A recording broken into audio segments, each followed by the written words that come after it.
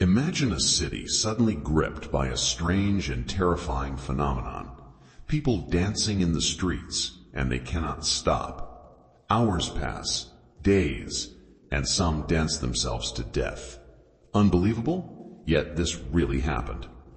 In the hot summer of July 1518, the city of Strasbourg, France, witnessed one of the strangest and most terrifying events in human history.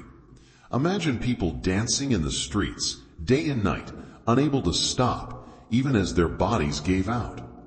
This was not a festival. It was an epidemic, the mysterious dancing plague of 1518. It all began with a woman named Frau Troffea. One morning she stepped into the narrow streets and began to dance. There was no music, no celebration. She twirled, spun, and stomped for hours. Passers-by watched in shock as she refused to stop. By nightfall, her feet were bleeding, but still she danced. Within a week, more than 30 people joined her.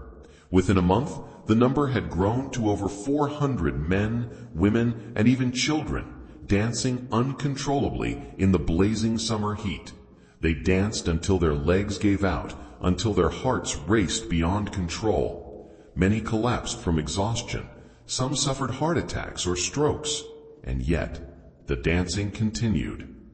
The city authorities were baffled. Was it witchcraft? A punishment from God? The local physicians dismissed supernatural causes. They believed the dancers were suffering from a natural disease, a case of hot blood, and ordered that music and professional musicians be brought in, thinking that more dancing would cure them. But their solution only made it worse.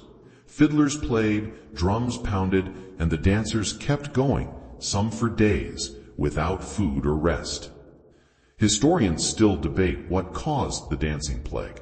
Some believe the townspeople consumed rye bread, contaminated with ergot fungus, the same fungus that produces hallucinogenic chemicals, similar to LSD.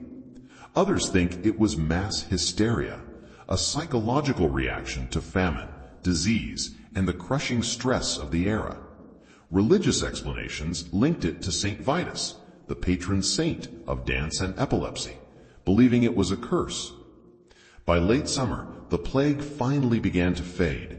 Survivors were taken to a shrine of Saint Vitus, where prayers and rituals were performed. Slowly, the dancers stopped, but no one could explain why it began or why it ended. The streets of Strasbourg returned to silence, leaving only fear and confusion behind.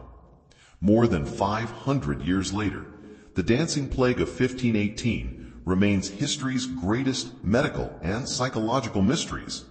Was it poison, panic, or something beyond our understanding? We may never know the truth, but the story continues to haunt the pages of history. Would you have believed it if you saw people dancing to their deaths? Let me know in the comments below.